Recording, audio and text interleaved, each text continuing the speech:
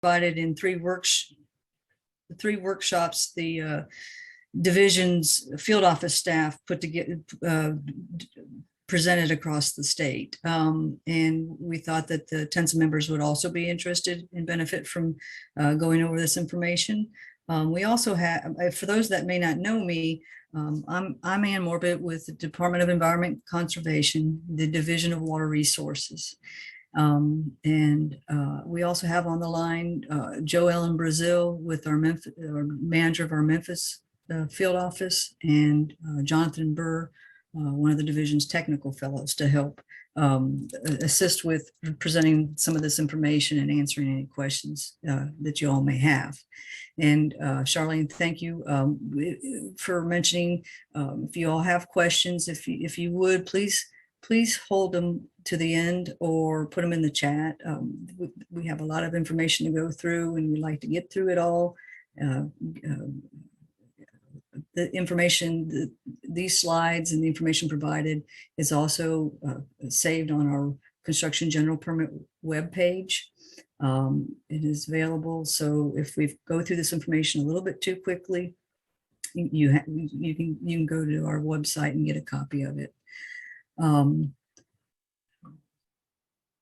So before I get started, Joe Ellen or Jonathan, did you have anything, introductory remarks or anything to add? Only that we thought whether the information we give you today is anything new to you or not, it's questionable.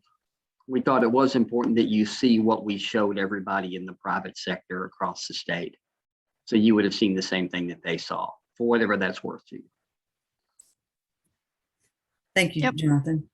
Go ahead, Joanne. Sorry. I was just going to echo that. That's fine. Yep. Right. That's good. Right. Okay. All right. And Joellen, thank you. Again, Joellen will be also going over some information here, and want to give a shout out to her for helping with putting this information together with the other field offices and presenting across the state. In, like I mentioned, in 3 workshops, one in West and one in Middle and one in East Tennessee.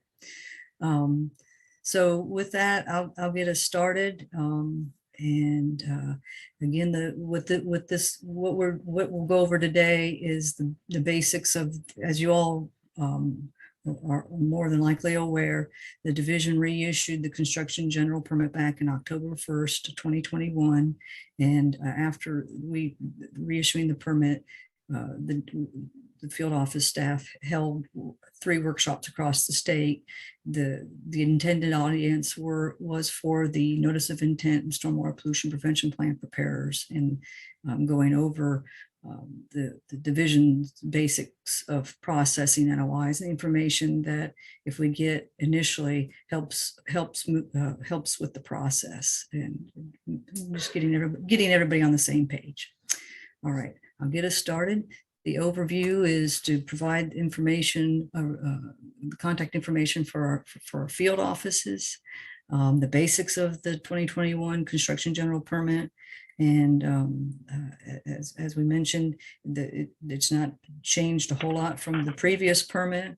The components of the NOI, the process, the application submission process, the My TDEC forms platform, and submitting NOIs through that digitally, going over application fees, maintenance fees, online resources, and changes, updates, and related to the permit and what's required in the stormwater pollution prevention plan, and in a brief overview of our aquatic resource alteration permits and program. So in our West Tennessee region, our contacts in the field offices for Memphis are Joe Ellen Brazil and her staff, Heather Smith, Cliff Caudell, Scarlett Bozed, and Jordan Evans, and the administrative staff that help with this process. Now, I'm not going to go over each name on each slide for each region. I just wanted to again shout out to the Memphis region for helping facilitate today. So thank you. In Jackson office, here's the contact information for that field office for our division. Here's the contact information for Nashville, Columbia. And again, we have 8 field offices across the state. I'm going from west to east here. Cookeville, Chattanooga, Knoxville, Johnson City. So those are our regions and the contacts for our division in those offices. And primarily the majority of the NOIs are submitted to our field office staff.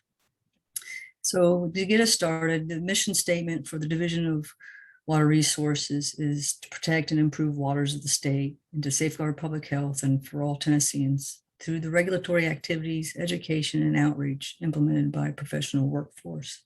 So the review of construction applications focuses on the mission statement. The goal of today's presentation is to discuss the information, the necessary information that should be contained in a submitted application, the NOI submittal, which includes the NOI in the Stormwater Pollution Prevention Plan. Applications with complete and accurate information when initially submitted enhances the division, our folks' ability to review, to process the application as quick, as efficiently as possible. Again, the construction general permit was reissued on October the 2021. You can get a copy of the permit on our website by searching TDEC CGP. And also some other information available online as obtaining permit coverage, a completed notice of intent, SWIP, and application fee, and so forth. Submitting for coverage under this permit means that the applicant has examined a copy of this permit and thereby acknowledges the applicant's ability to comply with permit conditions. So first, please make sure, we were telling the folks during the workshop that it's really important to have all the information accurate and complete on the NOI form. Information site project. Do not use only the address, but also give an example of the project name, site address, including the city zip and so forth, zip code, excuse me, and a site description of the project. As much information as possible and what will be constructed, not just clearing and grading, unless the, and again, I don't want to read these slides to you all, but I'll make sure you have the proper county. If you're in an MS4 jurisdiction, list those as well. The start and estimated end dates. If the start date is listed in the past or as soon as possible, folks should be reminded that the discharge of stormwater is associated with construction activities, but is not authorized under the notice of coverage. It may need to, folks, we encourage the workshop attendees to remind their clients of this. So anyhow, provide the proper latitude and longitude and decimal degree, acres disturbed, totals acres. You should correctly list both. If they're different, details of the difference must be included in the Stormwater Pollution Prevention Plan. Especially in the MyTDEC, using the MyTDEC form, acres disturbed cannot be larger than total acres within the system. So if it is submitted, if they're different, that will slow down the application process. Also included in the NOI should be streams and wetlands that are adjacent or on the project construction site. it's very important that the applicants review for potential water resource features, and failure to do so is the main reason application review cannot be completed and is delayed. So let's see, so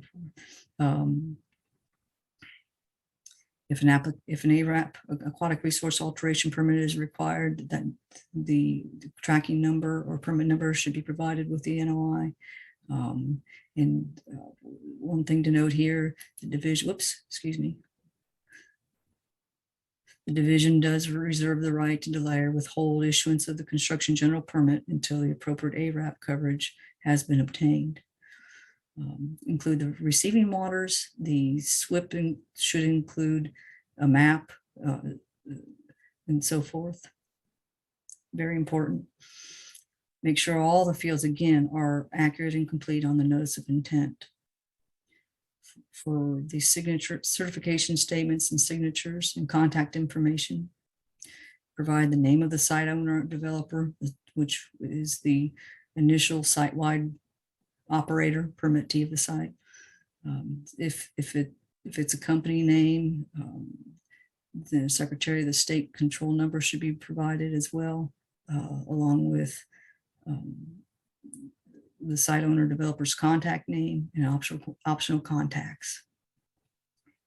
Owner developer certification, we told the folks that the print, type, the name, then sign and date. Electronic signatures are acceptable. Excuse me. The person signing the NOI and the SWIP on behalf of the owner developer entity. This person must meet signatory requirements as stated in section 8.7 of its construction general permit. Contractor certification, contractor certification, the application can be reviewed and the notice of coverage can be issued without a contractor being listed. However, any entity meeting the definition of a secondary permittee as defined by the construction general permit is required to obtain coverage by signing the NOI and the stormwater pollution prevention plan. Again, the individual signing on the contracting company's behalf must meet the signatory requirements of section 8.7 of the permit. Again, include all contact information. If multiple contractors meet the definition of secondary permittee, multiple contractors should sign the NOI. Where and how to submit an application. Applications, notice of intents for construction general permit submittals are submitted to the environmental field office where the site is located. A new section of the permit is submittal using electronic forms. And as I mentioned, we have what's called the My TDEC platform or portal, where we have the division is in the process of launching the My TDEC forms online system for submissions of permit applications and reports, such as the construction and notice of intent. The division, after we do receive a notice of intent and stormwater pollution prevention plan, the division does have 30 days review and deem the application complete or incomplete. If complete, the notice of coverage is issued. Application submittals here of the 8 field office regions and the counties associated with them where the notice of intent should be submitted.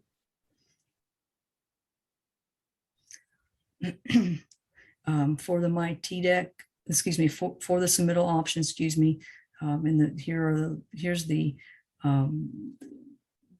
systems that in processes that field offices use to receive NOIs and submittals. You can either send them through email to the field office and here's an example in the Memphis region to DWR MEFO permits@tn.gov or through the My TDEC portal. And it's the same for all the field offices. Some offices may not have an email address, but again, an NOI can also be mailed in currently. My TDEC forms portal was created to comply with EPA's National Pollutant Discharge and Elimination System, NPDES, Electronic Reporting Rule, E-Rule, which requires electronic reporting and sharing of NPDES program data. You can, again, like I mentioned, the division is launching several NPDES forms and reports, or applications and reports. And one of those does include the construction general permit notice of intent. And the division does encourage folks to start using the system. You can access the system by searching online at My TDEC forms.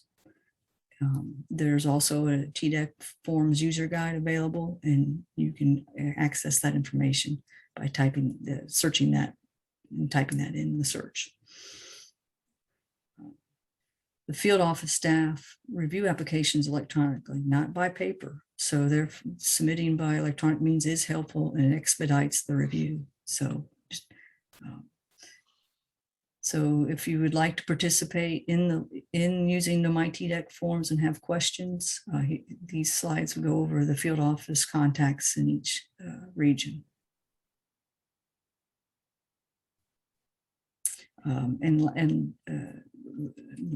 Also, there's an application fee on the total land disturbance during the life of the overall project. If you are submitting a paper notice of intent, stormwater pollution prevention plan, checks should be payable to the Treasurer of State of Tennessee. If you are remit the appropriate fees as followed with the application. Here's the fee structure of notice of intents. There is an annual maintenance fee for construction for coverage for sites that exceed 1 year of coverage. Reminder emails are sent approximately 30 days in advance of the anniversary date, and invoices sent.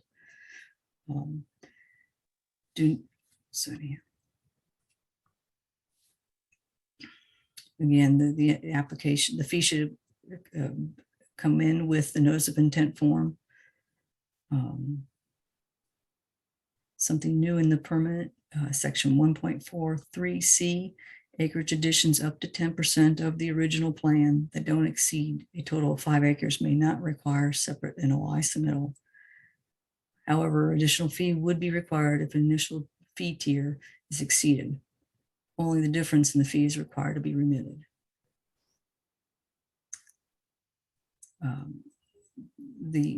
The section for submitting documents to local municipalities, permittees are encouraged to coordinate with the local municipal separate storm sewer system authority, the MS4, prior to submitting an NOI to the division. Permitting status of all permittees covered or previously covered under this general permit, as well as the most current list of the MS4 permits, is available online on our website, for our stormwater website pages.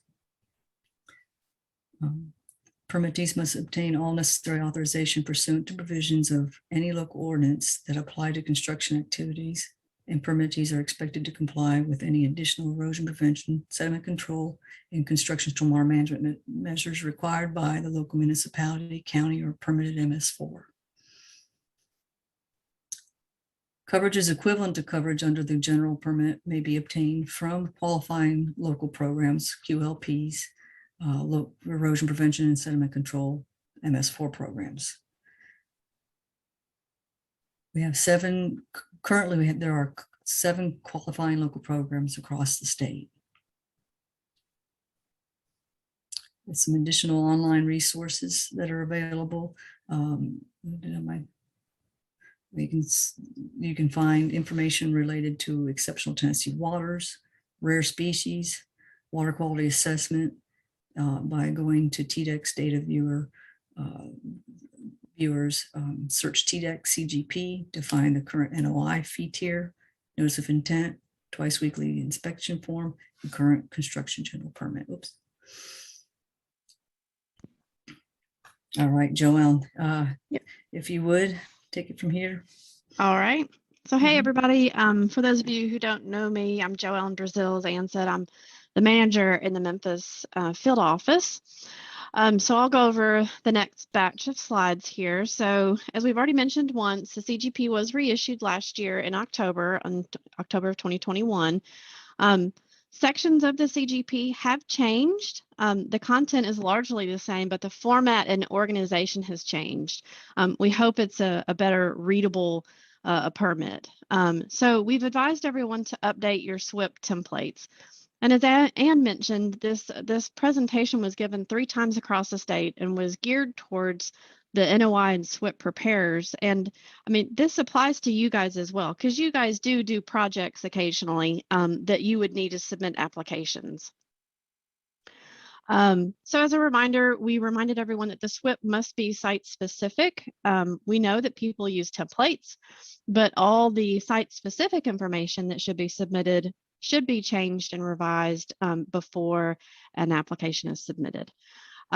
We are requesting that a copy of the CGP is not submitted with the application. It just takes up bandwidth that just is extra pages that we have to look through. So we're asking that a copy of the CGP not be included.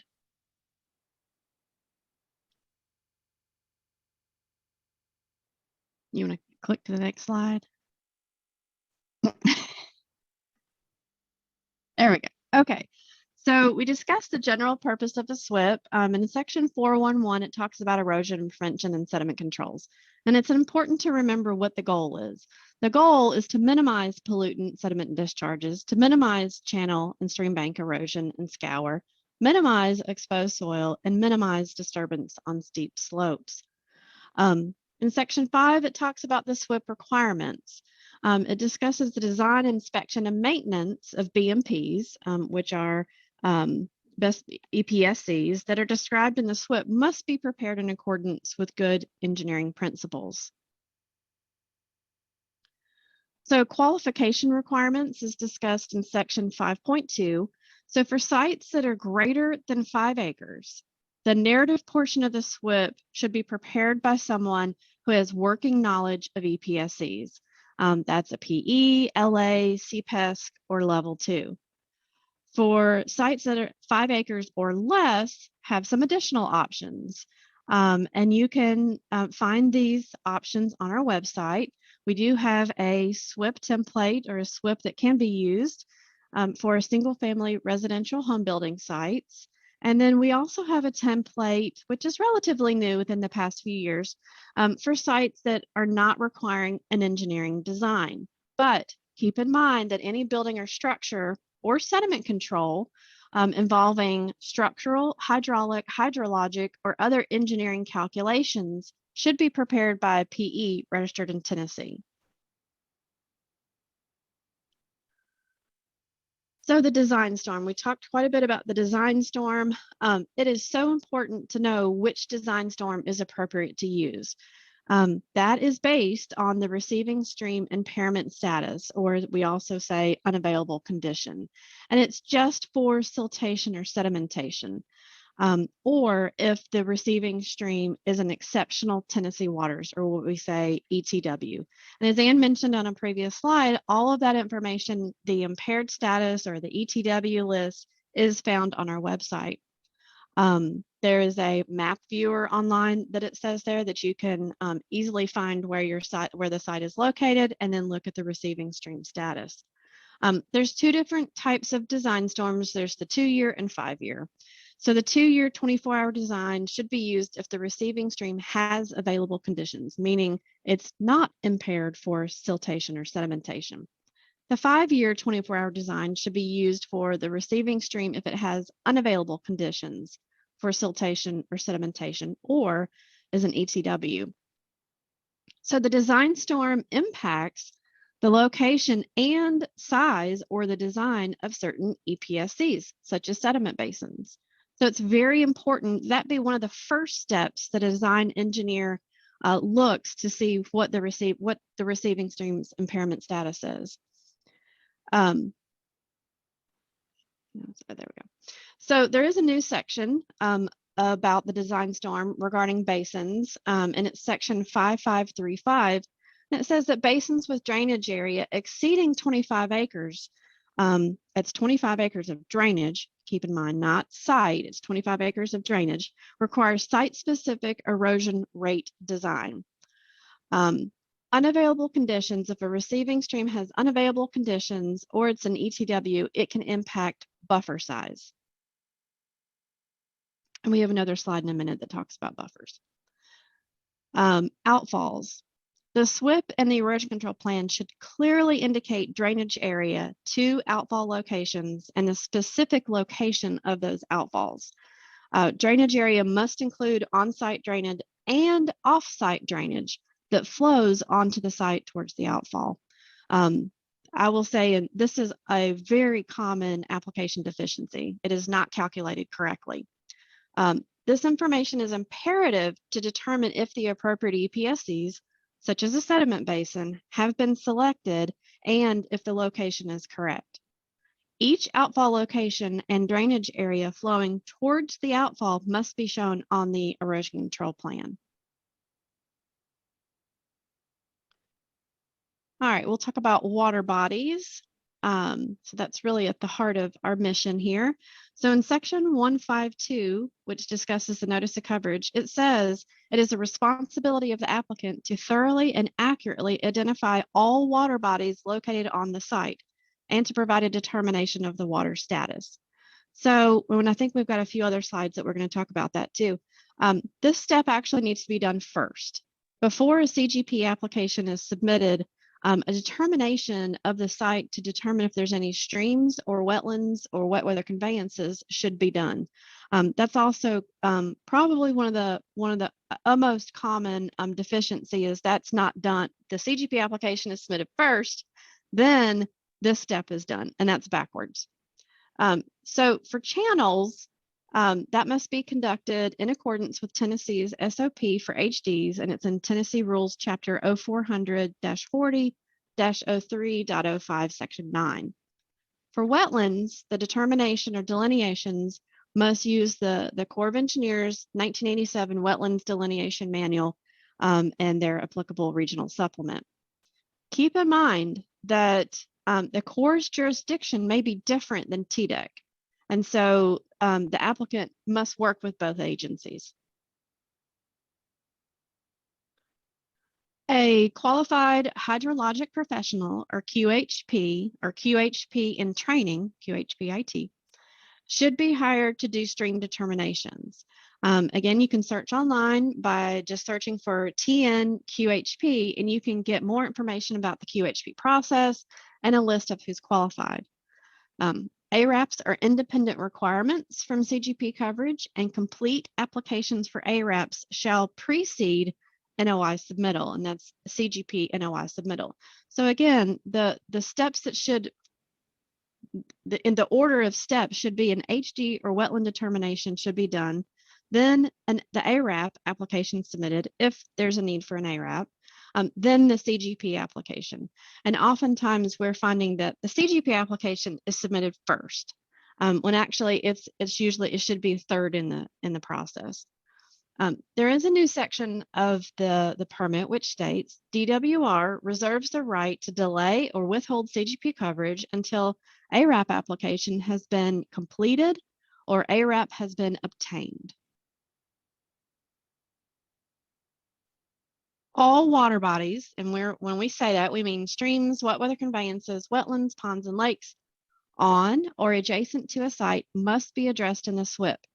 So in general, there's three options: avoid the water body and provide the appropriate buffer zone, or presume the water body is jurisdictional and obtain the appropriate ARAP for any proposed alteration, or submit documentation to the division stating that the water body is not jurisdictional. And usually this is submitted by the QHP, QHPIT, or other qualified consultant. So wastewater, there is a new section. It's in section 152, and it states the treatment of and disposal of wastewater. And this includes sanitary, commercial, or industrial wastewater that's generated during and after the construction must be addressed prior to the issuance of the notice of coverage. The notice of coverage may be delayed until adequate wastewater treatment is identified and accompanying disposal permits are issued. And a disposal permit could be, if you guys are familiar, septic permits. All right, so we'll talk about buffer zones. Buffer zones are required on streams and wetlands. The primary purpose of buffer zones is additional pollutant removal. Other BMPs should also be used. Buffer zones should be a non-disturb zone and should be preserved during construction. And buffer zones can be enhanced and rehabbed to help improve its effectiveness in protecting water resources. And then, of course, as you guys know, MS4s may have additional permanent buffer zone requirements, and those requirements must be followed as well. Buffer zones and other areas of the site that are not to be disturbed during the life of the project should be clearly defined on the EPSC plans and discussed in the SWIP. So we often ask people, does the contractor, the person on the bulldozer, do they know where not to go? It needs to be very clear. Section 412 discusses a 30-foot average width from the top of the bank, whether it's a wetland or a stream, minimum 15-foot with streams that have available conditions, meaning it's not impaired. BMPs providing equivalent protection to a stream as a buffer can be utilized, but it has to be justified and provided in the SWIP. In section 642, a 60-foot average width buffer, minimum 30 foot, on streams and wetlands with unavailable parameters for siltation, or if it's an ETW. EPSC plans. So information in the EPSC plan or EPSC measures in the SWIP, so the narrative part, should match the EPSC plans and vice versa.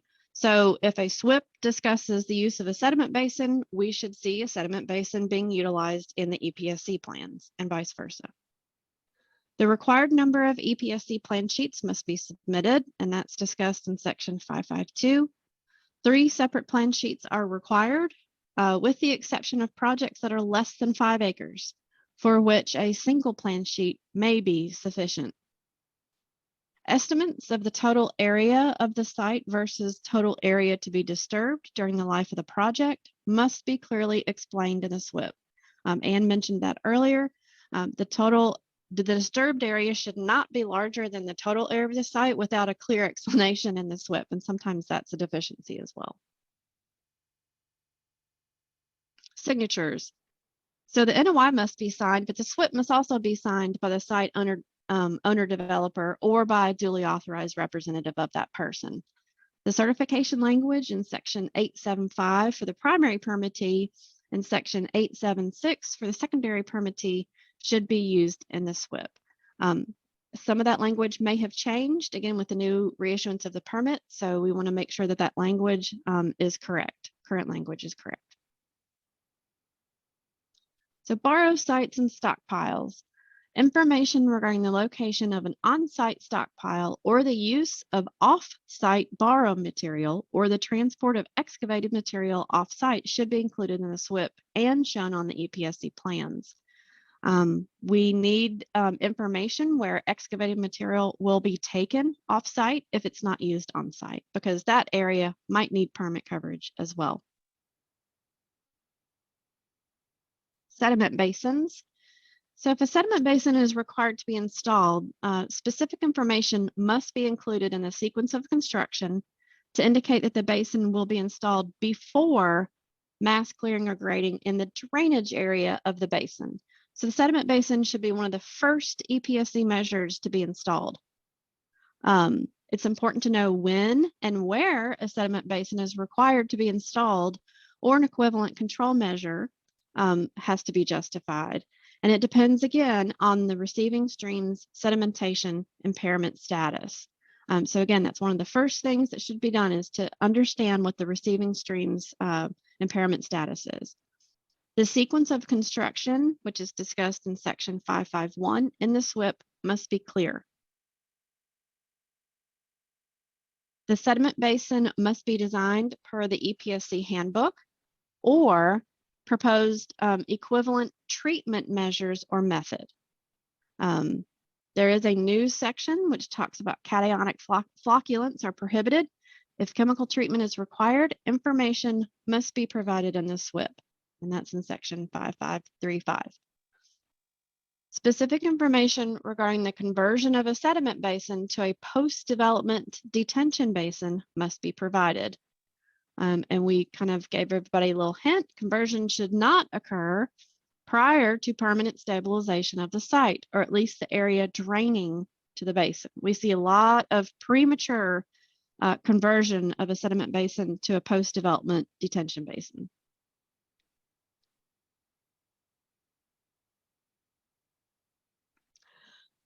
So a fairly in-depth section of the CGP that was added was in relation to projects exceeding 50 acres or more of disturbance at one time.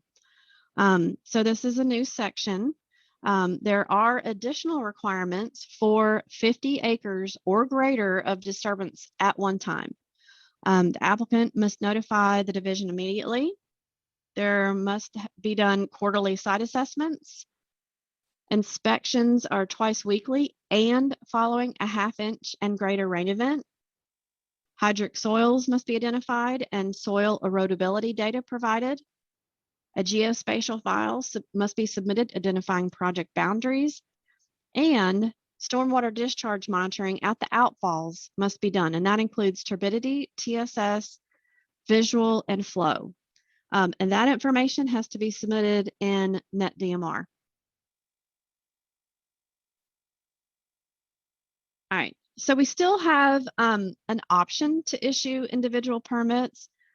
Previously, under the prior permit, if a site needed to exceed 50 acres of disturbance at one time, then we would authorize that activity under an individual permit.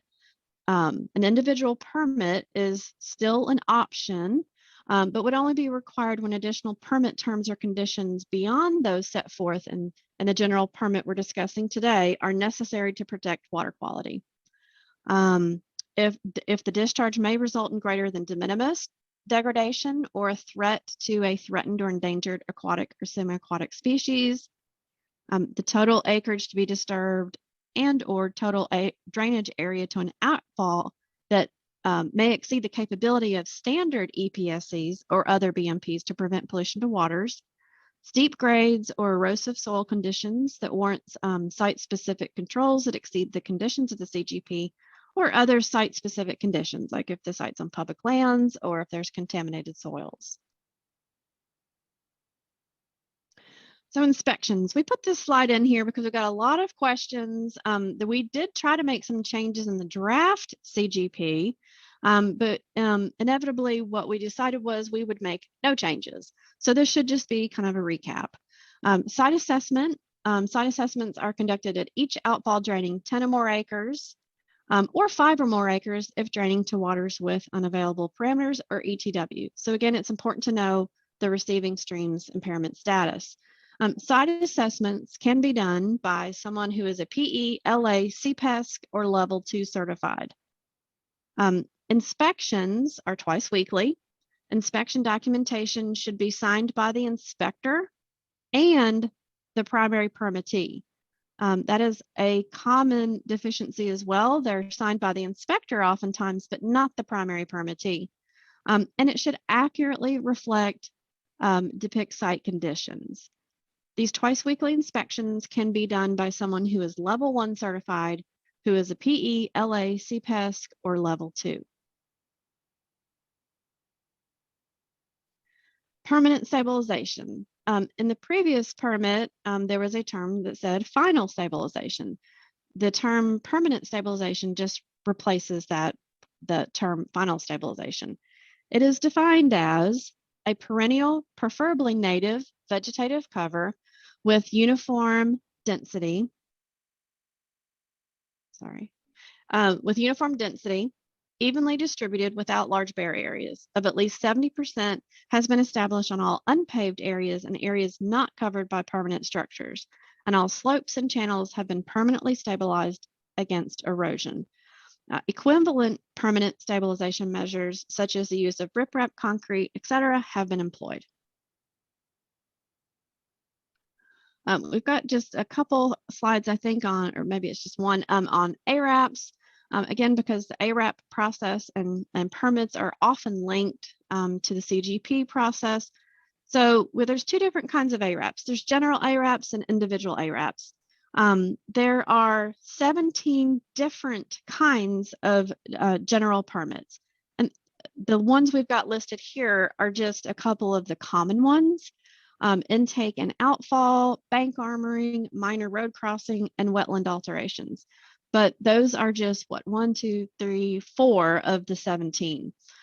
Each general permit has specific alteration allowances. It's very cookie cutter. So if it doesn't fit, if a project or alteration does not fit under that specific general permit, then that's when we would move forward with an individual ARAP. We do review cumulative impacts. So a rule of thumb is impacts that are greater than 200 linear feet will likely require an individual ARAP. General ARAP applications are processed by the division field office staff, whereas individual ARAP applications are processed by the staff in our central office in Nashville. Again, individual ARAPs are used for alterations that exceed alteration allowances under the GP. Individual ARAPs are specifically written and sometimes require mitigation, and they require public notice. There we go.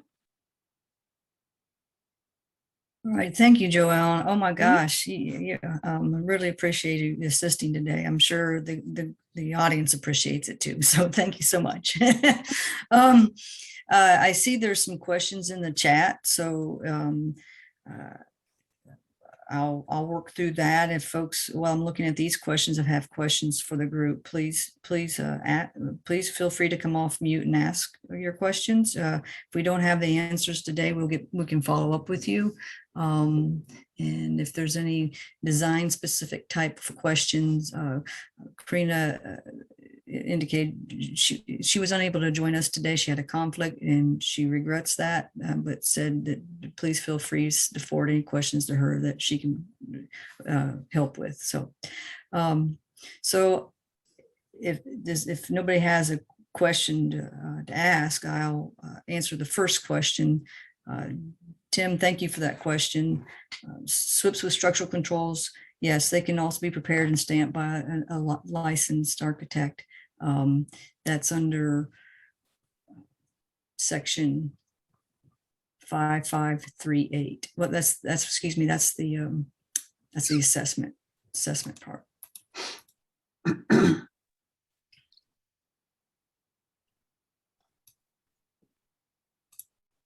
Right. Kim, I think you also had another question about other qualified consultant. Where do you see that term so I can look it up and answer? It was in one of the slides where they were talking about hydrologic determinations and who could do the determinations and things. And I just wanted some definition of what type of person or professional that would be. It's not specified. It's a catch-all phrase that intended to indicate that you do not have to be a QHP or a QHP in training to submit something to us. Now, if you're not and you don't follow the rules and it's not what we need to see, we may not give it much weight, but we're certainly gonna look at and respond to anything any citizen sends us. We have to stop short of saying you cannot submit anything to us for consideration unless you're a QHP. Thank you, Jeff. Right. And Tim, I was right. That is under 5538 for stamps on stormwater pollution prevention plans. The next question, Dawn, thank you for that. Does the division require the stormwater pollution prevention plan be submitted with a notice of intent? Yes, it's part of the NOI submittal. It specifies that in 1.4.2 and in 5.1. Do the plans have to be submitted too? Yeah, everything that's required of the stormwater pollution prevention plan should be submitted. Okay. And can you all see? I've got the permit pulled up, so I'll try to navigate, Jonathan. So Go back to 5.1, and 5.1.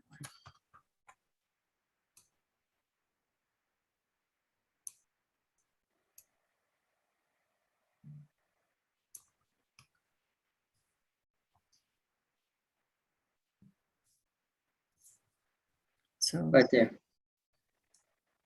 A SWIP must be prepared and submitted along with the NOI as required of 1.4.2.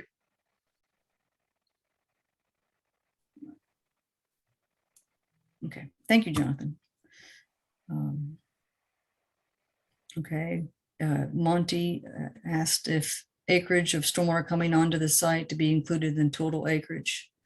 No, the total acreage is the total.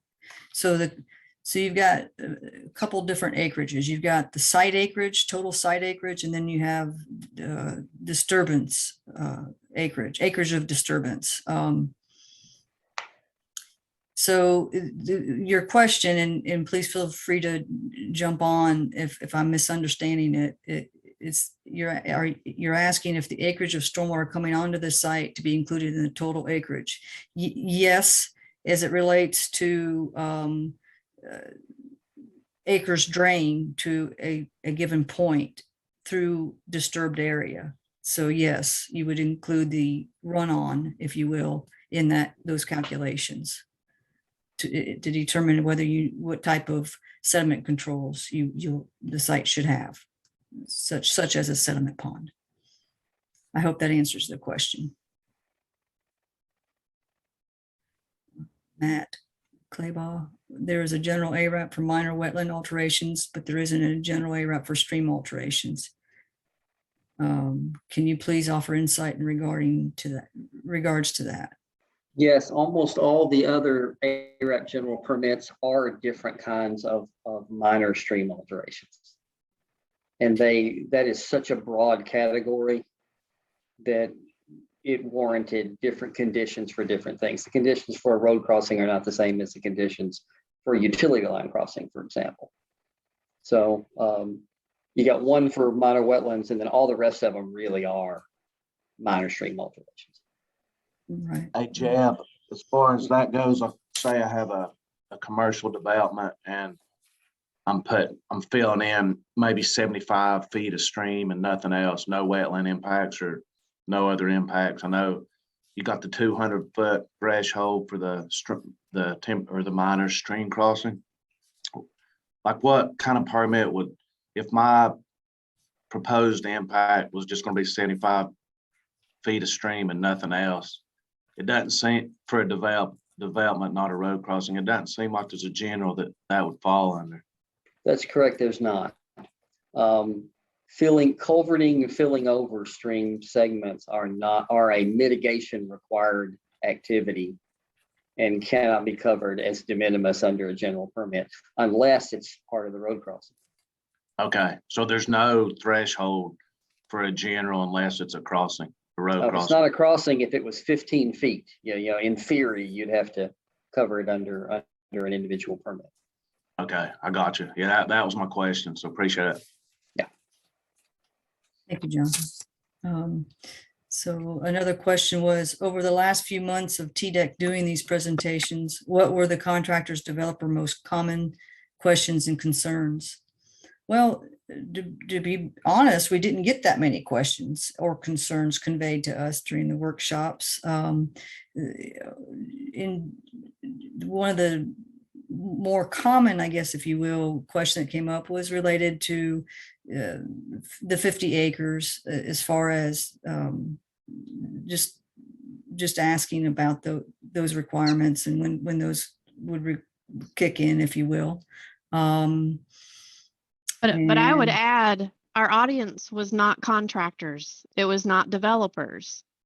It was the It was the NOI and SWIP prepares, so the engineering firms. Correct. I was surprised at how few questions we got out of the sessions because they were well attended. And I thought that the private sector would eat us up over 50 acres. How do I get me some of that 50-acre action? Very few questions. Right. We get plenty of questions in the level 1 class from contractors and developers. I can assure you that. Got a question on the 50 acres. Could a site with disturbance of greater than 50 acres with CGP coverage ever be converted to an individual permit, for continued violations that occur at the site? Absolutely. Yes. What would trigger that? I mean, with MS4s contacting you guys, or how would that work? There are two ways it might happen, regardless of where the source of the concern came from, whether it's from a complaint or a neighbor from MS4, we would have to look at it and determine that, in our opinion, the impacts and the potential for more impacts are such that they're not going to be able to control it under the CGP, and we're going to require an individual permit. There is some burden on us to make that case. The second way you do it is anyone can petition the director of our division directly saying, I request that you make this an individual permit. And then she would have to consider that. Again, we'd go out and look at it, make that determination, and they would have to respond to that petitioner formally in writing. Thanks, Jonathan. Yeah, thank you. This is Don Green. I know that the new federal CGP requires over 5 acres of disturbance to be phased in, to be a phase. Have y'all considered requiring phase construction on large projects? It is a requirement. It's just a very vague one, Don, and I'll show you where it is. It's on 5.5.3.2. So it's a 50 acre kind of suggestion. No, it's the paragraph above that. It's going, regardless of the size of the project, we expect you to do phasing and sequencing whenever possible. Okay. So, and what that means in practical terms is if you come to us now that you say, well, I can do more than 50 acres now, I think I'll submit an NOI to do 162 at once. We're going to go, why do you need to do 162 at once? And where's the sequencing and the phasing that would work around that? And if you can't give us a reasonable, logical rationale for that, we're going to say no. So phasing remains as it was before. It's just, it doesn't stop as an automatic cutoff at 50 acres anymore. Okay. Thank you, John. Thank you. Is an ARAP required if work is within construction buffer but not crossing stream? No. Not necessarily. Depends on what you're proposing. Like bank alterations wouldn't cross the stream and they would be within the buffer. And yes, they would definitely require an ARAP. But just cutting trees within the buffer doesn't trigger an ARAP, for example. What section does it state that the requirement that the primary permittee and inspector sign the inspection form? I think it would be under inspection. Let's see if we can find it. But Jonathan, while you're looking, if it doesn't say it specifically in the permit, that's the way the form itself is set up. It has a section that requires the inspector to sign it and the primary permittee. And the whole purpose of that is to invite conversation and awareness. I know in my office, we've gotten as far as compliance review meetings and hauled the primary permittee in to discuss issues at the site. And they were completely unaware of any issues going on because if the twice weekly inspection forms had been done correctly, they never saw them. So this was a mechanism to invite conversation and communication between the inspector, who should be recording any issues on the site and their corrective actions when they occur, but informing the primary permittee of those issues on site. Again, if they're done correctly and Joel truthfully. correct. The inspection form is part of the permit, and it requires it de facto by the design of the form. But I'm sure in here it says it somewhere, and I can't find it at the moment, but we'll look for it and try to send it to you. We've moved so many things around as we reorganized the permit that it's harder to find than it was. It's Right. actually easier than it was, but it doesn't mean that I always remember where it got moved to. Let's see. And that's only for inspections done by the owner operator. If a MS4 does inspections on it, they do not have to have the owner operator sign their inspections, do they? Right, we're talking about the permittees here. Permittee, yeah. Just want to make sure we're clear. So far, that's all the questions in the chat. So if there's folks have other questions, I saw we were talking about wetland delineation. You don't have in the permit that that's required to have been done by someone who is certified to do wetland delineation, do you? Or is that a core requirement? no, go ahead, Jonathan. The hydrologic determination QHP certification that we do does not cover wetlands. It covers streams. Yeah, That's true. it's a little tricky because a stream legally is defined as any surface water that's not a wet weather conveyance. In other words, wetlands are a subset of the definition of stream. But we, on section 1.5.2, where it talks about ARAPs and hydrologic determinations, it says wetland determinations must also include the submission of a wetland delineation completed utilizing the Corps of Engineers 1987 Wetlands Delineation Manual. And that means you have to follow whatever's in that federal document, that federal manual, which would include, I would assume, something to do with qualifications. Because it's not our qualifications, we're referring you to theirs, we don't specify. Yeah, I just wondered who, if does it Corps require to have somebody that has been trained to do it, a certification for it? I don't know. There is training and they do get certified. I don't know if they certify them. There's training courses that we've all been to, and people get the training. Whether it's required for you to submit it, and they have a question for the Corps, I couldn't tell you. I wonder, 'cause I've had training to do it, but I'm not certified, so I just didn't know. Yeah, I don't think they actually issue a certification.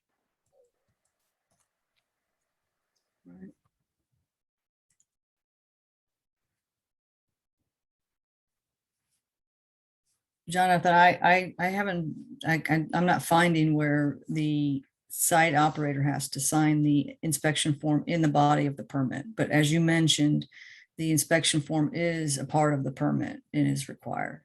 And that is stated.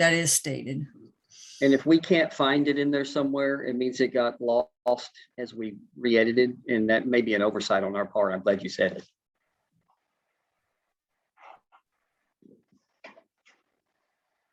Okay. Does anybody else have any questions for us while we have, well, we're over the 2 o'clock hour. So sorry about that, Joelle and Jonathan and the group.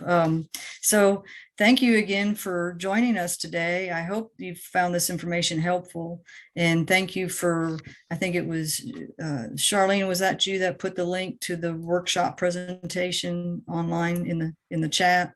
I think it was it you, Joellen, or Oh, it was Jonathan? Joellen. Oh, Okay. Joellen, thank you. It was. Yes. So anyhow, I'm trying to watch multiple things at one time, and it makes sense, so I really appreciate you all bearing with me today and giving us the opportunity to share this information with the TNSA members.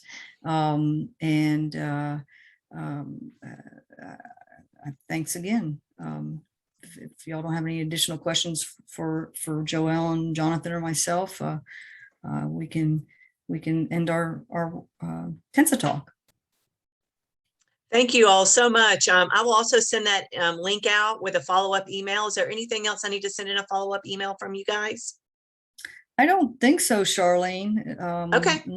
Again, thanks again, Joellen, for putting the link into the chat, and Charlene, if you send that out to your members, they have access to the slide deck that we just provided. So And I've also recorded this, so